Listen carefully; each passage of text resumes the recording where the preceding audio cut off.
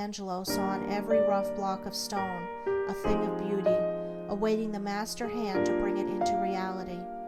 Even so, within each, there reposes the divine image awaiting the master hand of faith and the chisel of patience to bring it into manifestation. And that divine image is revealed and realized as stainless, selfless love. Hidden deep in every human heart, though frequently covered up with a mass of hard and almost impenetrable accretions, is the spirit of divine love, whose holy and spotless essence is undying and eternal. It is the truth in man. It is that which belongs to the Supreme, that which is real and immortal. All else changes and passes away. This alone is permanent and imperishable. And to realize this love by ceaseless diligence in the practice of the highest righteousness, to live in it and to become fully conscious in it, is to enter into immortality here and now, is to become one with truth, one with God, one with the central heart of all things, and to know our own divine and eternal nature. To reach this love, to understand and experience it, one must work with great persistency and diligence upon his heart and mind, must ever renew his patience and keep strong his faith, for there will be much to remove, much to accomplish, before the divine image is revealed in all its glorious beauty. He who strives to reach and to accomplish the divine will be tried to the very uttermost, and this is absolutely necessary, for how else could one acquire that sublime patience, without which there is no real wisdom, no divinity? Ever and anon, as he proceeds, all his work will seem to be futile, and his efforts appear to be thrown away. Now and then a hasty touch will mar his image, and perhaps when he imagines his work is almost completed, he will find what he imagined to be the beautiful form of divine love utterly destroyed, and he must begin again, with his past bitter experience to guide and help him. But he who has resolutely set himself to reach the highest recognizes no such thing as defeat. All failures are apparent, not real. Every slip, every fall, every return to selfishness is a lesson learned, an experience gained, from which a golden grain of wisdom is extracted, helping the striver toward the accomplishment of his lofty object. To recognize that of our vices we can frame a ladder, if we will but tread beneath our feet each deed of shame, is to enter the way that leads unmistakably toward the divine, and the failings of one who thus recognizes are so many dead selves, upon which he rises, as upon stepping stones, to higher things. Once come to regard your failings, your sorrows and sufferings, as so many voices telling you plainly where you are weak and faulty, where you fall below the true and the divine, you will then begin to ceaselessly watch yourself, and every slip, every pang of pain will show you where you are to set to work, and what you have to remove out of your heart in order to bring it nearer to the likeness of the divine, nearer to the perfect love.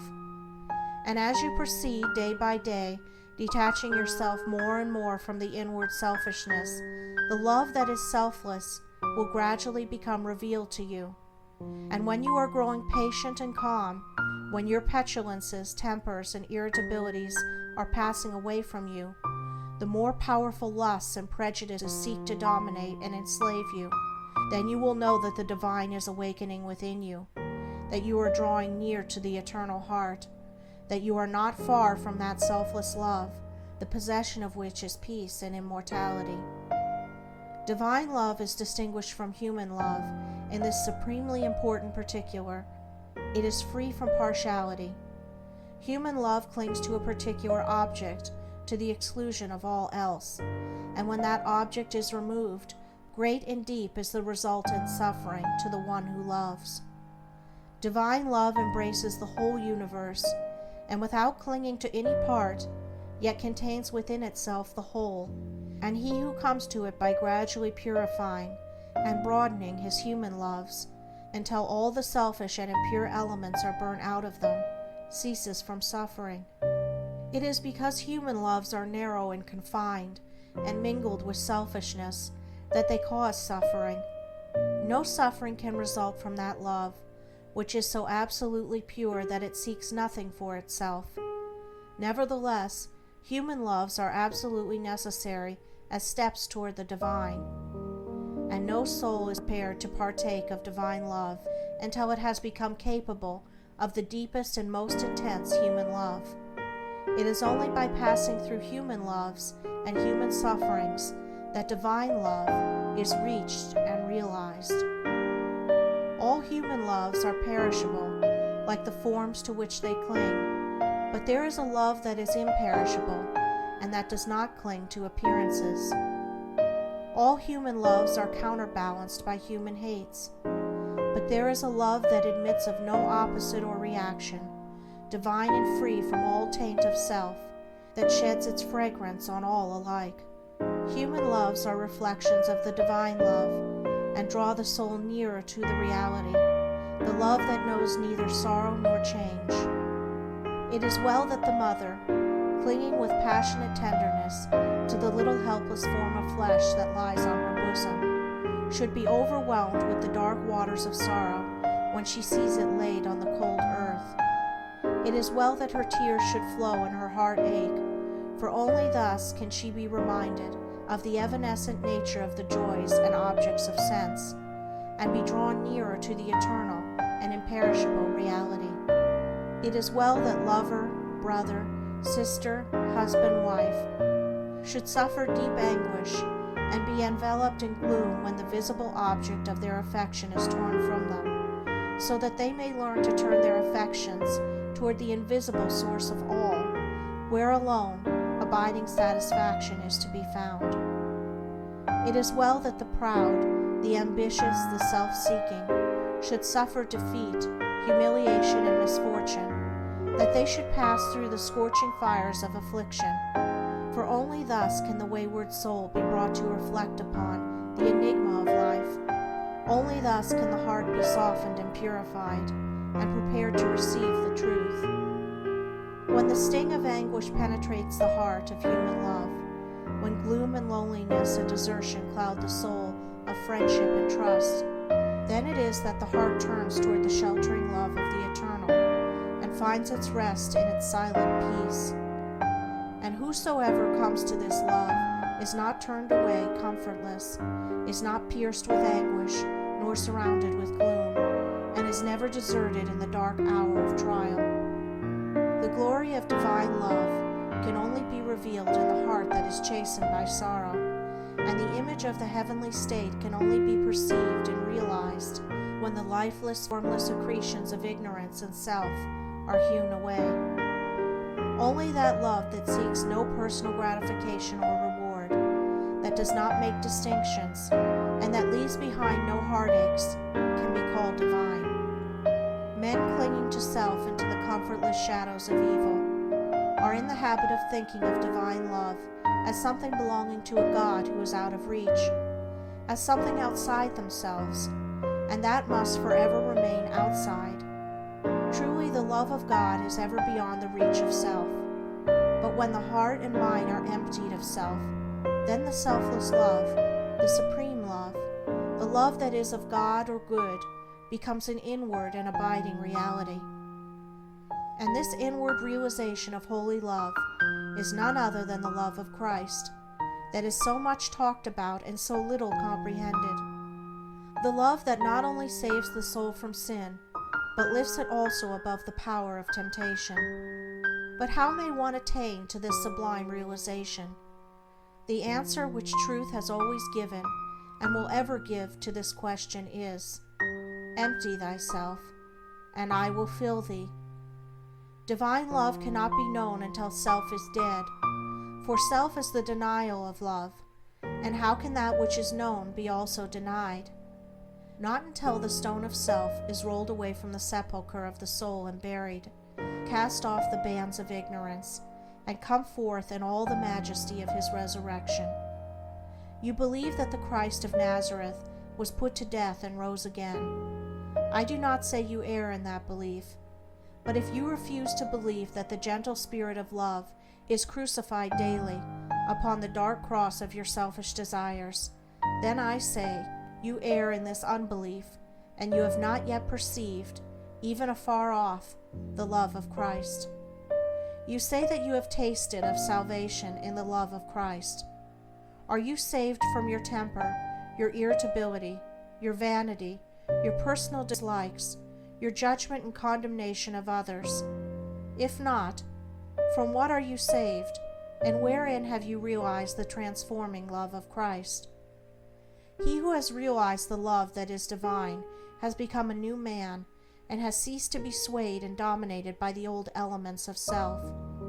He is known for his patience, his purity, his self-control, his deep charity of heart, and his unalterable sweetness. Divine or selfless love is not a mere sentiment or emotion. It is a state of knowledge which destroys the dominion of evil and the belief in evil, and lifts the soul into the joyful realization of the supreme good. To the divinely wise, knowledge and love are one and inseparable. It is toward the complete realization of this divine love that the whole world is moving.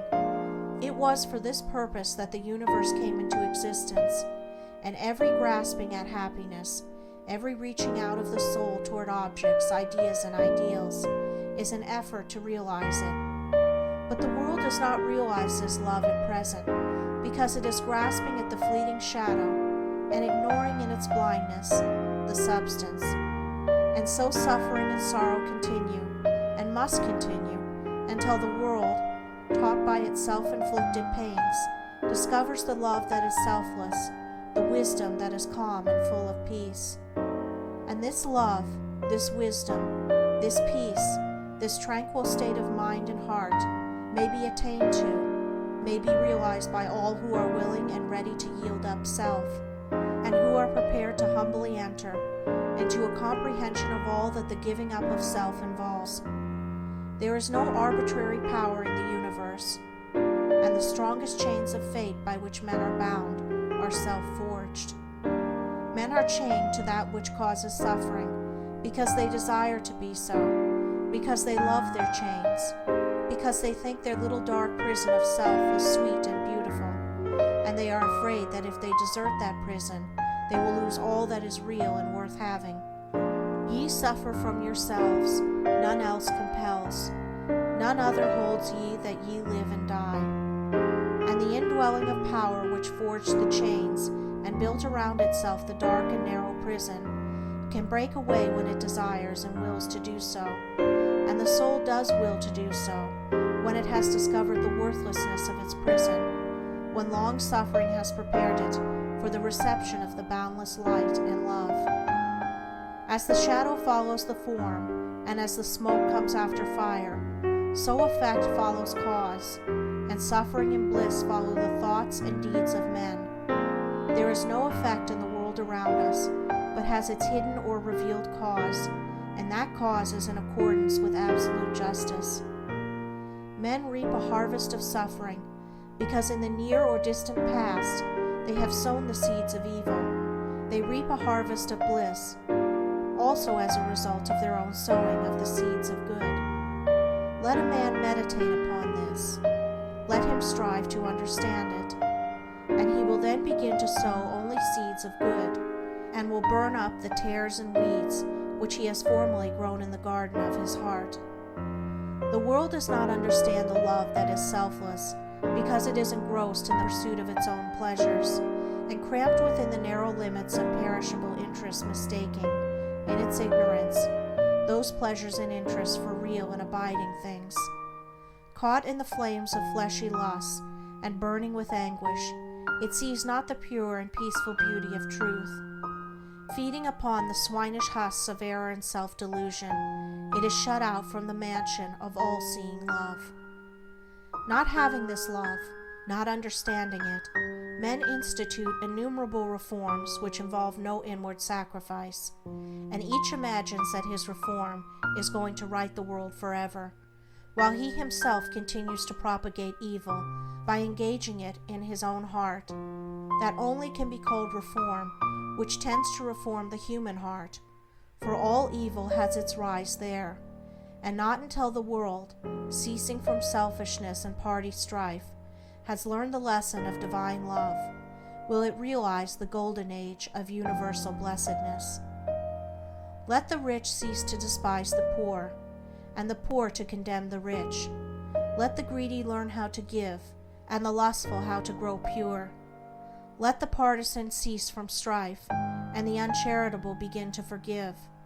Let the envious endeavor to rejoice with others, and the slanderers grow ashamed of their conduct. Let men and women take their course, and lo, the golden age is at hand. He therefore who purifies his heart is the world's greatest benefactor. Yet though the world is, and will be for many ages to come, shut out from that age of gold, which is the realization of selfless love, you, if you are willing, may enter it now, by rising above your selfish self, if you will pass from prejudice, hatred, and condemnation to gentle and forgiving love. Where hatred, dislike, and condemnation are, selfless love does not abide. It resides only in the heart that has ceased from all condemnation. You say, how can I love the drunkard, the hypocrite, the sneak, the murderer? I am compelled to dislike and condemn such men. It is true you cannot love such men emotionally, but when you say that you must perforce dislike and condemn them, you show that you are not acquainted with the great overruling love, for it is possible to attain to such a state of interior enlightenment as will enable you to perceive the train of causes by which these men have become as they are, to enter into their intense sufferings, and to know the certainty of their ultimate purification. Possessed of such knowledge, it will be utterly impossible for you any longer to dislike or condemn them, and you will always think of them with perfect calmness and deep compassion. If you love people and speak of them with praise until they in some way thwart you, or do something of which you disapprove, and then you dislike them and speak of them with dispraise, you are not governed by the love which is of God. If in your heart you are continually arranging and condemning others, selfless love is hidden from you. He who knows that love is at the heart of all things, and has realized the all-sufficing power of that love, has no room in his heart for condemnation. Men not knowing this love constitute themselves judge and executioner of their fellows, forgetting that there is the eternal judge and executioner, and insofar as men deviate from them in their own views, their particular reforms and methods, they brand themselves as fanatical, unbalanced, lacking judgment, sincerity, and honesty. Insofar as others approximate to their own standard, do they look upon them as being everything that is admirable. Such are the men who are centered in self. But he whose heart is centered in the supreme love does not so brand and classify men, does not seek to convert men to his own views, not to convince them of the superiority of his methods. Knowing the law of love, he lives it, and maintains the same calm attitude of mind and sweetness of heart toward all. The debased and virtuous, the foolish and the wise, the learned and the unlearned, the selfish and the unselfish, receive alike the benediction of his tranquil thought. You can only attain to supreme knowledge, this divine love, by unremitting endeavor and self-discipline, and by gaining victory after victory over yourself. Only the pure in heart see God, and when your heart is sufficiently purified, you will enter into the new birth, and the love that does not die, nor change, nor end in pain and sorrow, will be awakened within you, and you will be at peace. He who strives for the attainment of divine love is ever seeking to overcome the spirit of condemnation, for where there is pure spiritual knowledge, condemnation cannot exist, and only in the heart that has become incapable of condemnation is love perfected and fully realized. The Christian condemns the atheist satirizes the Christian. The Catholic and Protestant are ceaselessly engaged in wordy warfare, and the spirit of strife and hatred rules where peace and love should be. He that hateth his brother is a murderer, a crucifier of the divine spirit of love. and until you can regard men of all religions and of no religion with the same impartial spirit, with all freedom from dislike, and with perfect equanimity, you have yet to strive for that love which bestows upon its possessor freedom and salvation. The realization of divine knowledge, selfless love, utterly destroys the spirit of condemnation, disperses all evil, and lifts the consciousness to that height of pure vision where love, goodness, justice are seen to be universal, supreme, all-conquering, indestructible. Train your mind in strong, impartial, and gentle thought. Train your heart in purity and compassion. Train your tongue to silence and to true and stainless speech. So shall you enter the way of holiness and peace, and shall ultimately realize the immortal love.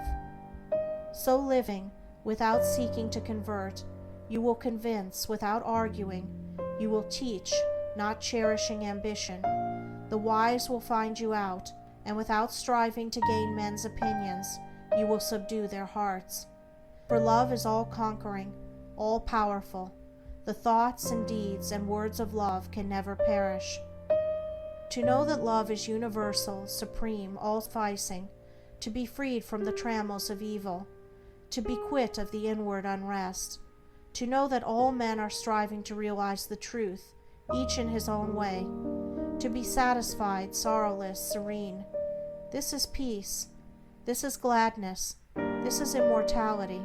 This is divinity. This is the realization of selfless love. I stood upon the shore and saw the rocks resist the onslaught of the mighty sea. And when I thought how all the countless shocks they had withstood through an eternity, and I said, to wear away from this solid main the ceaseless efforts of the waves are vain. But when I thought how they the rocks had rent, and saw the sand and shingles at my feet, poor passive remnants of resistance spent, tumbled and tossed where they the waters meet, then saw I ancient landmarks neath the waves, and knew the waters held the stones their slaves. I saw the mighty work the waters wrought, by patient softness and unceasing flow, how they the proudest promontory brought unto their feet, and massy hills laid low, how the soft drops the adamantine wall conquered at last, and brought it to its fall. And then I knew that hard resisting sin should yield at last to love's soft ceaseless roll, coming and going, ever flowing in upon the proud rocks of the human soul, that all resistance should be spent and past, and every heart yield unto it at last. End of chapter 4. Recording by Andrea Fiore.